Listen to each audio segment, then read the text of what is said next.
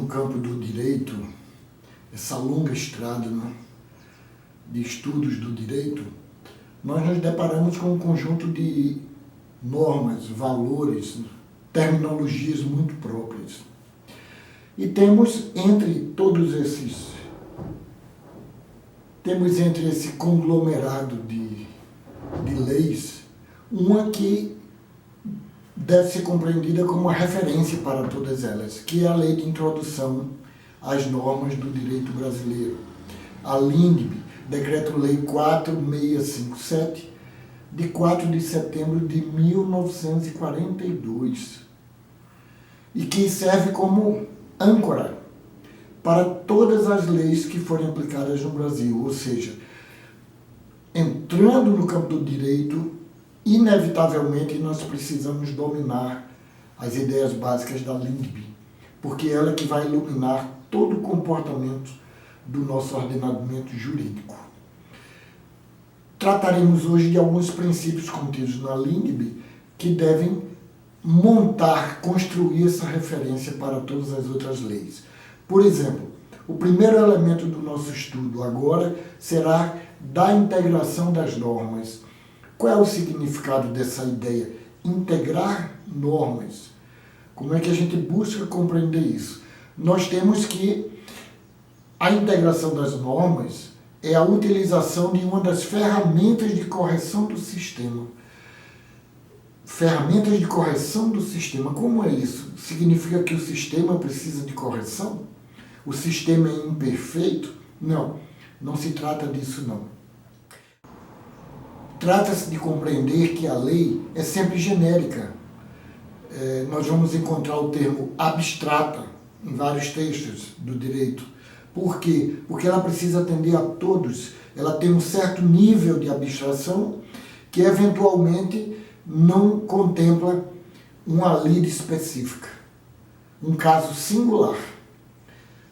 Porém, o juiz precisa definir-se dentro de um contexto de um julgamento e ele precisa dar um veredicto, ele tem que dar uma sentença, ele não pode se eximir. Nós trataremos isso um pouco mais à frente. Isso se chama a correção das normas do sistema, ou seja, é preciso buscar mecanismos que permitam que o juiz, no caso da omissão da lei, isso ocorre, não é raro isso, mas que ele tem alguns outros mecanismos. E tem. O artigo 4º da LINDB é fundamental nesse contexto, porque ele diz, quando a lei for omissa, o juiz decidirá o caso de acordo com a analogia, os costumes e os princípios gerais do direito. Ou seja, se a lei não está falando exatamente sobre aquilo, sobre o que o juiz está se debruçando, ele vai buscar na analogia, ele vai buscar nos costumes da sociedade e nos princípios gerais do direito algum elemento que ilumine a sua capacidade decisória. Ao fazer isso, ele tem que buscar um segundo elemento do nosso estudo, que não menos importante e deve estar presente em todos os julgamentos, principalmente naqueles casos em que a lei se mostrar omissa, que se chama equidade. É o segundo elemento do nosso trabalho aqui. Por que a equidade? O que é que significa isso? A equidade como meio de integração só poderá ser utilizada quando os meios de integração do artigo 4º, estes meios aqui, não forem suficientes e quando houver uma previsão legal expressa. Dessa forma, todo juiz tem que agir com equidade. Por que com equidade? Para buscar uma solução justa. A isso também se dá o nome de equidade interpretativa. Em que consiste a equidade exatamente? Consiste na adaptação da regra, a regra existente, à situação concreta, uma situação posta. Como resolver? Não é? É a regra e a situação posta, observando-se os critérios de justiça. A equidade, esse é um primeiro ponto para nós entendermos a equidade. Ela busca realizar a justiça. Então, a equidade adapta a regra a um caso específico. a fim de deixar este caso resolvido de forma mais justa. É uma forma de se aplicar o direito, mas sendo o mais próximo possível da justiça para ambas as partes. Esse é o princípio da equidade. Ao fazer isto, ao agir com equidade na omissão da lei, dá-se o nome desse comportamento também não raro, um comportamento, eu diria até que é natural, que se chama colmatação normativa. Colmatação, guardem esse termo que é muito importante. Etimologicamente, colmatar significa aterrar, condensar, tapar fendas, tapar brechas, integrar o ordenamento jurídico. Ou seja, daí quando nós falamos em integração ou colmatação normativa, o juiz não poderá deixar de julgar alegando lacuna. Nós temos um artigo muito importante do Código de Processo Civil, o artigo 140, que é claríssimo em relação a isso. Diz ele, observe, o juiz não se exime de decidir, ele não se exime sob a alegação de lacuna ou obscuridade do ordenamento jurídico. Por isso, a importância da equidade, que através do que seria um princípio jus-filosófico, a equidade, porque busca realizar a justiça para ambas as partes, a partir desse sentimento, o juiz realizará a colmatação normativa. Ele vai tapar as brechas da lei, no sentido de buscar um resultado. Etimologicamente, a expressão equidade origina-se do latim equites, ou também equus. A palavra equus significa igual, justo, parelho, da qual provém equites, que a seu turno reveste o sentido de igualdade, conformidade e simetria. Ao buscar a equidade, o juiz está realizando a simetria para compor um julgamento justo. Esta ideia foi condensada na Enciclopédia Jurídica da PUC de São Paulo, e é uma ideia muito importante. E nós temos também alguns significados etimológicos igualmente importantes, que nós encontramos no dicionário OAS da língua portuguesa, um dos grandes dicionários da língua portuguesa, no qual o OAS, o Antônio OAS, nos mostra que equidade é apreciação, julgamento justo, respeito à igualdade de direito de cada um. E ainda acrescenta o OAS, que independe da lei positiva, mas de um sentimento que se considera justo, tendo em vista as causas e as intenções. Há pouco eu comentei que a equidade é um sentimento. Está posto aí pelo próprio Antônio OAS. Uma segunda definição ainda do dicionário OAS da língua portuguesa diz que é a virtude, a equidade, é a virtude de quem ou de que manifesta senso de justiça, imparcialidade, respeito à igualdade de direitos. Ora, isto é o princípio básico do direito, fazer justiça com este senso de equilíbrio. Tá bem? Então nós vimos da integração das normas, fechamos agora a equidade como sendo essa busca do equilíbrio, principalmente em caso de omissão da lei. Temos também um posicionamento muito importante da Maria Helena Diniz, uma doutrinadora, não é, bastante respeitada no campo, que diz o seguinte: na determinação do direito que deve prevalecer no caso concreto, o juiz deve verificar se o direito existe, onde está a norma, não é? Onde está a regra, qual o sentido da norma aplicável e se esta norma aplica-se ao fato subjúdice.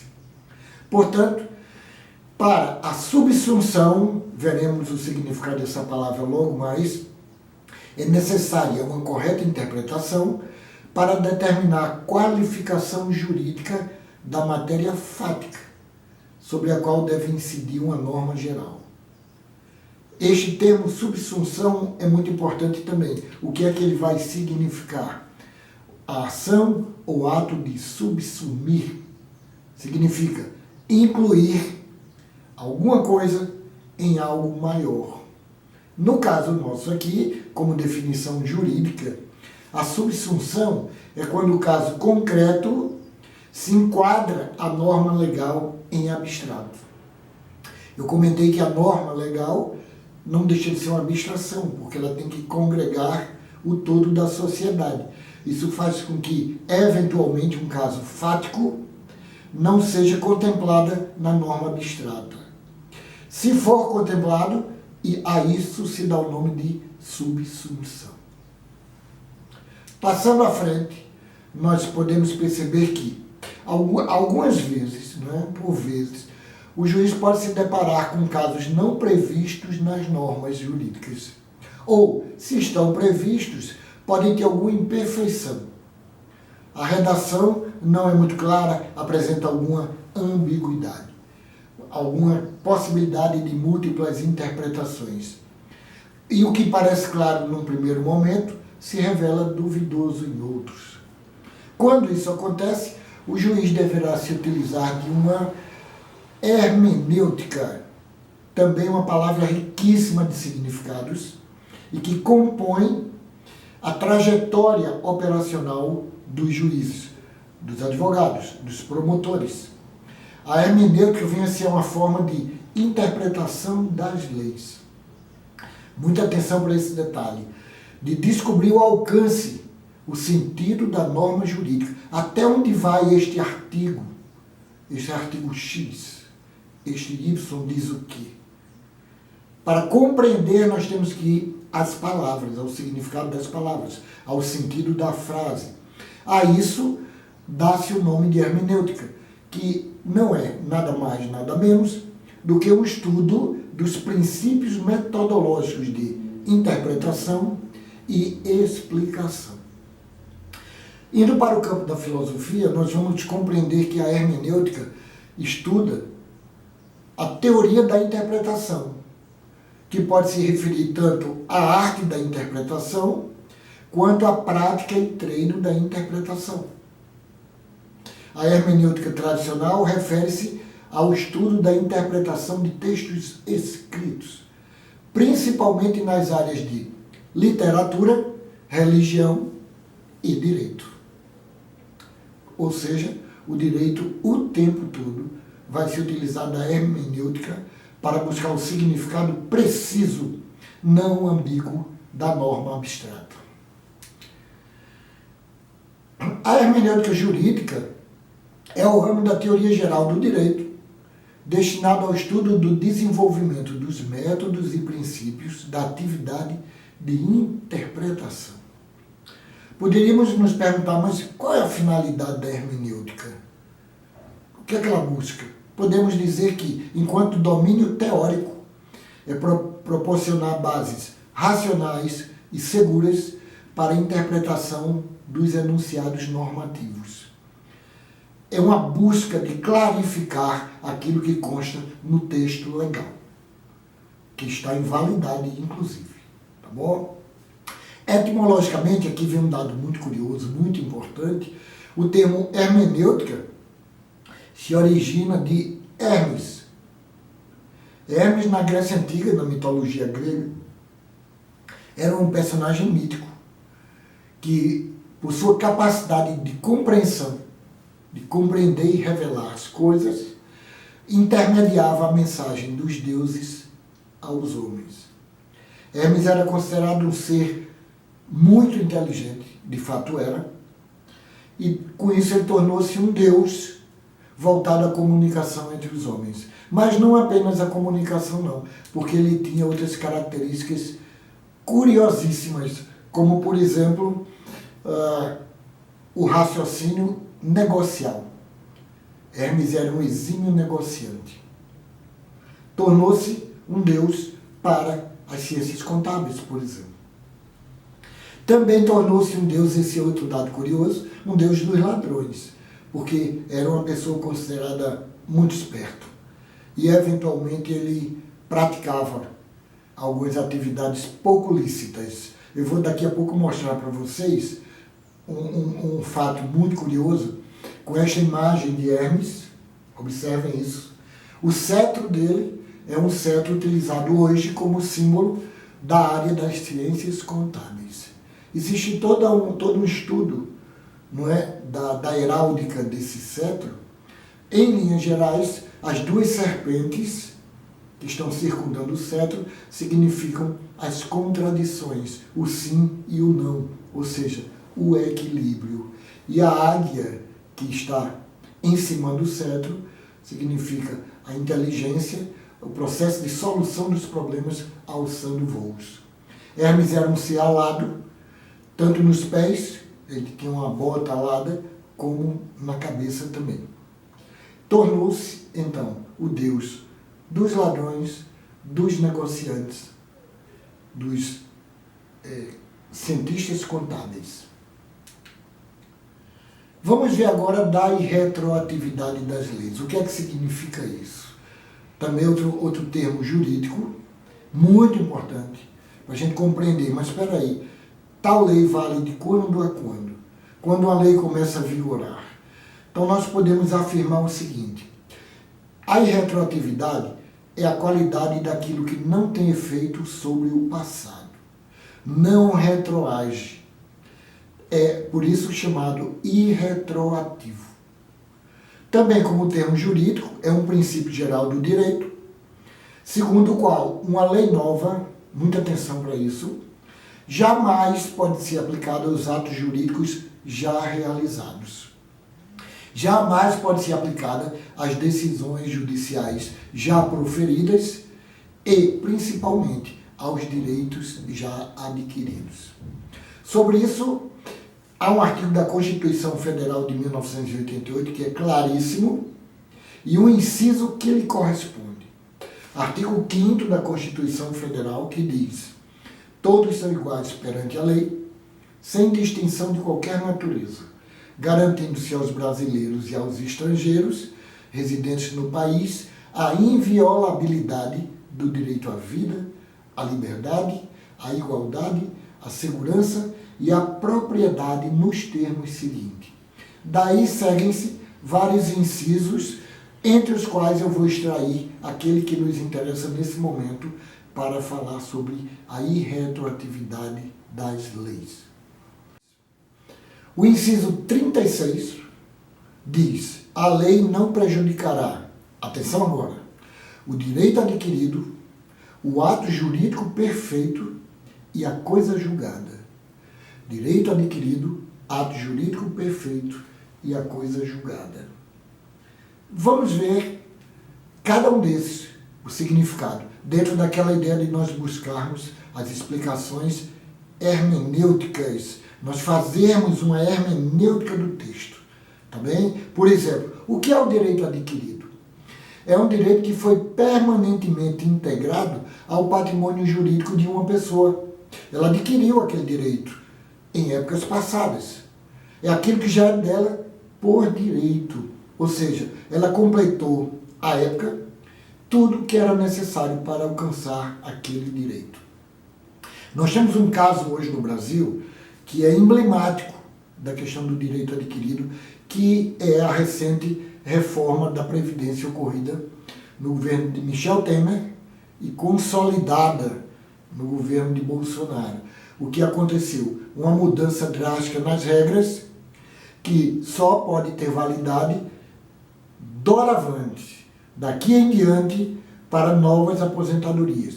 Aqueles que já foram aposentados pelas regras anteriores, ainda no governo passado de Dilma Rousseff, aqueles estão garantidos naquela forma de aposentadoria que fizeram jus à época em que receberam a aposentadoria.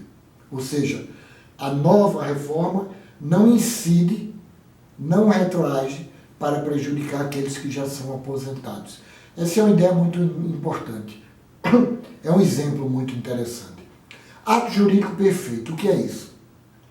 É aquele já realizado, acabado, tá bem? Segundo a lei vigente, ao tempo em que o ato foi realizado, que o ato se efetuou. Por quê? porque ele satisfez todos os requisitos formais para gerar a plenitude dos seus efeitos, tornando-se completo ou aperfeiçoado. Esse é o ato jurídico perfeito. Já foi, ponto, está valendo. E em terceiro lugar, nós temos a coisa julgada. A coisa julgada é uma qualidade conferida à sentença judicial contra a qual não cabe mais recursos, tornando-a imutável e indiscutível. A coisa julgada já passou por todas as instâncias possíveis, chegou no último nível, eventualmente, por exemplo, o STF, Supremo Tribunal Federal, Superior Tribunal de Justiça, e a coisa julgada foi considerada, não é, realizada. Não se fala mais nisso, está feito. Isso é a coisa julgada. O artigo 502 do Código de Processo Civil afirma categoricamente, denomina-se a coisa julgada material, a autoridade que torna imutável e indiscutível a decisão de mérito não mais sujeita a recurso. Acabou. Acabou o processo. Cumpra-se. Conflito de leis no tempo. Como? Como assim? Conflito de leis no tempo. Quem fala sobre isso é o artigo 6º da LINDB, objeto do nosso estudo aqui. A lei em vigor terá efeito imediato e geral, respeitados o ato jurídico perfeito, o direito adquirido e a coisa julgada. No parágrafo 1º deste artigo 6º, afirma-se que reputa-se ato jurídico perfeito o já consumado segundo a lei vigente ao tempo em que se efetuou. Vejam a importância de nós irmos antes ao significado dos termos, ato jurídico perfeito, coisa julgada, direito adquirido, porque agora ao ler um artigo desse, a questão fica bem mais clara. Tá bem? Então, é a isso que se refere o termo conflito de leis no tempo. E fechamos o nosso rápido estudo sobre da vigência da lei no espaço. Nós temos um artigo 17 da LINDB, que também é bastante claro sobre essa questão. Observe o que é que diz. As leis, atos e sentenças de outro país, bem como quaisquer declarações de vontade, não terão eficácia no Brasil, quando ofenderem a soberania nacional, a ordem pública e os bons costumes. Ou seja, podemos aí deduzir, inferir que é possível, sim, uma lei de outro país que vigore aqui em situações específicas, desde que os princípios de soberania nacional, ordem pública e bons costumes não sejam feridos por esta lei estrangeira. Essa é a compreensão deste termo da vigência da lei no espaço. Espaço aqui nós podemos entender o espaço territorial brasileiro. De posse desses rápidos princípios, dessas ideias, tá bem? Nós temos a consciência de que isso pode nos fornecer uma base muito importante, ainda não totalmente suficiente, mas essencial para que a gente possa compreender o funcionamento das leis no território brasileiro. Um grande abraço.